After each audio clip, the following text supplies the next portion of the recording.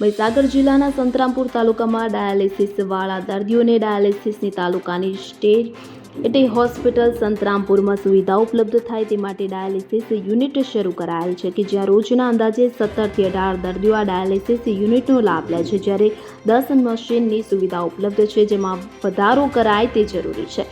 તાજેતરમાં વાવાઝોડું ફૂંકાયું અને કમોસમી વરસાદથી વીજળી પ્રવાહમાં વધઘટ થતાં આ યુનિટમાં ફોલ્ટ થતાં વીજ પ્રવાહ ખોરવાયેલ હતા।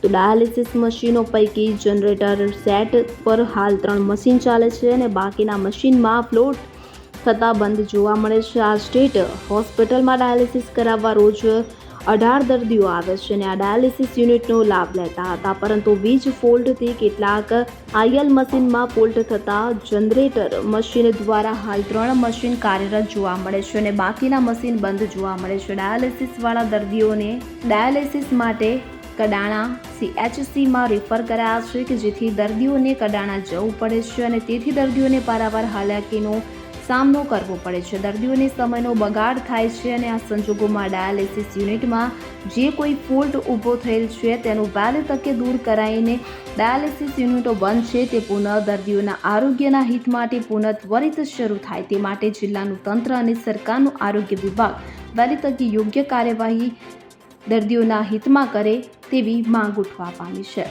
સંદીપ દેવાશ્રય સાથે CN24 ન્યૂઝ મહીસાગર। હવે જુઓ દેશ દુનિયાની તમામ ખબરો તમારી આંગળીના ટેરવે। ઉઠાવો મોબાઈલ અને Google Play Store પરથી ડાઉનલોડ કરો અમારી CN24 ન્યૂઝ મોબાઈલ એપ।